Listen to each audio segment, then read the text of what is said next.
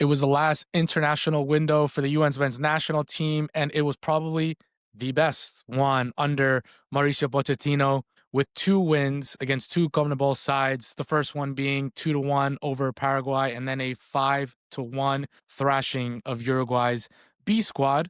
But still, it was a fantastic performance from the U.S. men's national team. Hi, my name is Diego Cerrone, and welcome to our Pub Footy podcast. I'm here with Coach John Martinez, and we're going to go over the U.S. men's national team international window. John, give me kind of initial thoughts on the fantastic window of the U.S. men's national team. The feeling is back. I mean, yeah, that's exactly my initial thoughts. Like, hey, tough start to his managerial campaign, and it's still a little dodgy here and there. But I mean, the last 4 or 5 games, the results are there. Against good opponents. Against good opponents, and these last 2 games, I mean, they've been really good games, right? They played well over in Philly, and then they were fantastic in Tampa. If you're a U.S. fan, if you wanted to get better now, this is the perfect timing, right? You're inching closer to the World Cup. You're trying to solidify your team and your squad. And yesterday, you kind of went out with maybe a B- team, a C+ team. Yeah. A lot of MLS guys, and you fucking belt to ass. You handled Uruguay, and impressive. You like dogs out there from from the first minute to the last. Absolute dogs. Didn't take your fucking foot off the gas. And to be fair, Uruguay is one of those teams that pride themselves in keeping their foot on the gas and making sure their foot's on the neck and you don't breathe. So for the U.S. and those guys to go out there and do that to them is a statement. No matter what, in terms of who Uruguay put out and who we put out, you absolutely made a statement. And going forward, the locker room vibe should be high and should be excited, and guys should be like, okay, cool, guys are here to compete, because like I said, it wasn't, you know how the reporter said the regular guys weren't in the team sheets. Pochettino clap back. Correct. So I think it creates this culture that we've been talking about in previous pods, where it's competitive. No matter whether you're MLS guy or you're a guy in Europe, you're there to compete, and that's kind of a huge positive for the U.S. Federation in general. Yeah, having guys in MLS compete with guys from European teams and fight for that spot, and this is huge, right? So fantastic. Yeah, Tyler Adams said in an interview how every practice under Pochettino, the level and the intensity has been top. And we're starting to finally see that, right? So I think for me, these last 2 games, it's a welcoming and it's a solidifying moment for Gio Reyna, right? Against Paraguay, he gets the first goal 5 minutes in, and then he gets the assist to Florian Balogun for the 2-1, and then he comes in the second half against Uruguay, gets the assist to, I think it was Tessman, who got the cross and got the header. So Gio Reyna, welcome back to the squad. We missed you, buddy. And the guy, all he needed was 5 minutes to get his World Cup spot back. That's how good he is, right? Like is how we've said it though. We said his quality was never in question. His ability on the ball was never in question. It was just all the outside bullshit. And now it's gone. All that bullshit is out the door, and fucking whatever it is what it is. And now you can just focus on his footballing ability. Yeah.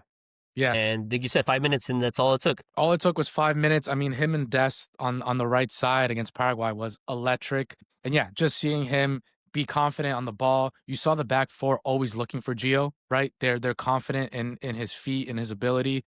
Everybody knows when Gio's on the field, Gio is the guy, right? So it was great to see. It was great to see Gio come back full force, full of confidence. And even Jude Bellingham, I think, I don't know if you saw that, Jude Bellingham commented on Gio's Instagram post. It said, "The cream will always rise to the top," which I thought was fantastic. Gio and Jude, boys from the Borussia Dortmund days. So, man, I'm a big Gio fan. I always said that, if it was between Gio and Luna, which, by the way, I went to the game in Philly. A lot of people love Diego Luna. He's a fan favorite. No, he's a fan favorite. Fan favorite. Luna sure. has won the hearts and minds of a lot of U.S. men's national team fans. I was sitting with the American Outlaws with Carlos in Philly, and fantastic, by the way, fantastic atmosphere from the American Outlaws. Shout out to the American Outlaws. There's a dad in front of me, and when Luna comes on in the second half, he goes to his kid, who's maybe 5-6 years old, and he's like, hey, watch this guy, blonde hair. Watch how he plays. He plays in your position. So, I mean, for me, it's like, it's so awesome to see, right? Because he's he's not the typical 10 or not the typical American player that we're used to seeing, right? He doesn't look like Landon Donovan. He doesn't look like Clint Dempsey, right? So it's for me, it was a nice moment to see American fans accept Diego Luna. Obviously, not only for his quality, like, the way he looks, right? The tattoos, he's little, whatever. Yeah, it was just great to see the fans really embracing Diego Luna. But what I was getting to is that if there was ever if there was one spot and it's Gio Reyna and Diego Luna, for me, I still pick Reyna. Yeah, because the quality, right? I think the quality in football, it just, for me, there's moments where someone, or different game scenarios where someone who maybe works harder gets that nod. But in all, I think when the quality and when push comes to shove, when you need the quality to be that determining factor, which it should be 9 out of 10 times, Gio Reyna it's a no-brainer for me. Yeah. Like I said, it's more like a fan favorite, right? Because people just love the way he is, his demeanor, his swagger, his humble guy. And again, he has represented the U.S. in full force, right? He played really well in the Gold Cup in this past summer. So I think Diego Luna 100% has deserved his spot. The only thing is that Diego Luna has become Pochettino's guy and Reyna was Berhalter's guy, right? Obviously, the backlash after at the end, whatever, but he was still Greg's guy. Right. And Greg was kind of building the team around Gio and around, Adams, McKinney, etc. So Yeah, I think for Gio to finally, come under Pochettino and deliver in these 2 games, I think he's won Pochettino's heart. And now Pochettino knows that he can rely on him. Let's just hope Gio gets more club time. Let's hope he gets more playing time at Mönchengladbach, and let's hope he's healthy, right? Because that's always another thing with Gio is his health going into camps and tournaments, etc. But man, love to see Gio. Love to see Gio come out on top. Yeah, I think it's important. I think when you have all your quality players ready and prepared for the World Cup, it just makes everything better, right? The locker room.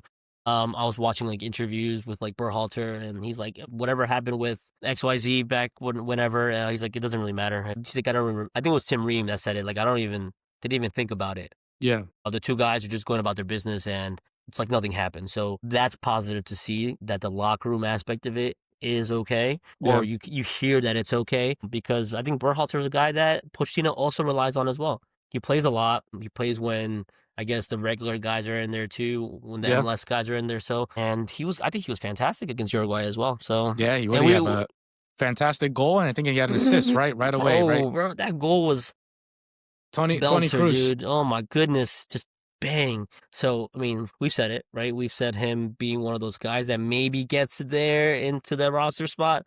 Yeah. And him having these performances. Solidified, right? Solidified World Cup spot. But again, Pochettino doing that culture shift, and you're an MLS guy, you're a European guy, you're in the camp, and you're here to compete. Doesn't matter.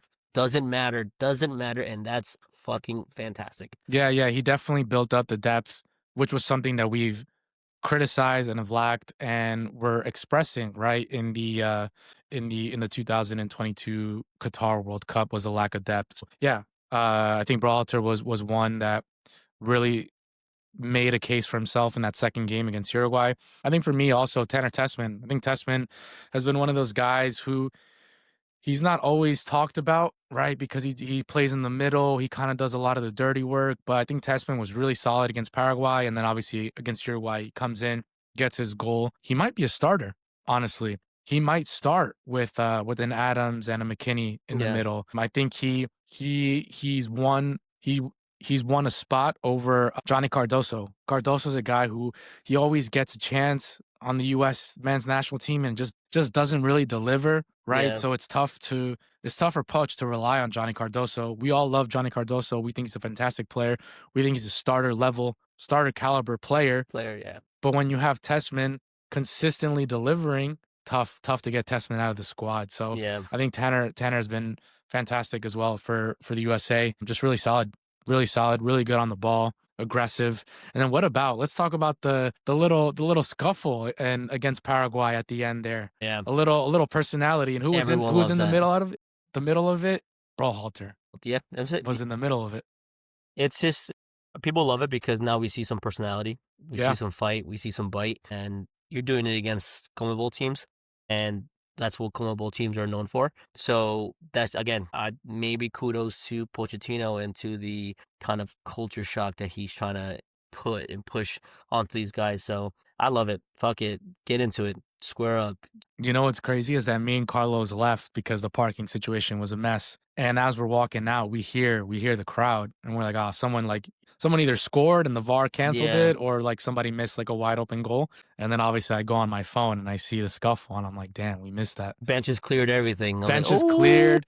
Yeah, I mean, there was talk in the game. I think it was against Australia. I think Pulisic was getting hammered, Yeah. and the team wasn't responding. Chris Richards was trying to be one of those guys to defend Pulisic. So finally, we see the team benches cleared. Everyone's just riled up and defending their squad. Yeah, we loved it. We didn't get bullied around by CONMEBOL. You know, Paraguay, Uruguay, Ecuador.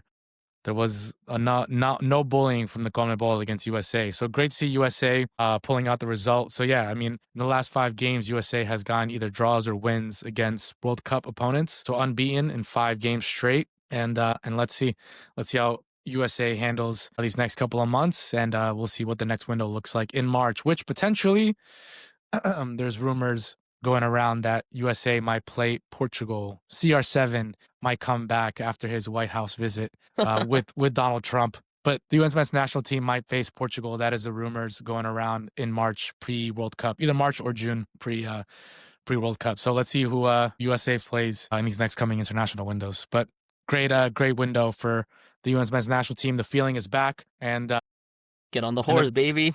The feeling is a lot different south of the border in Mexico, but that's another Yeah. topic. So True. we'll talk about that in another pod. See you, fellas.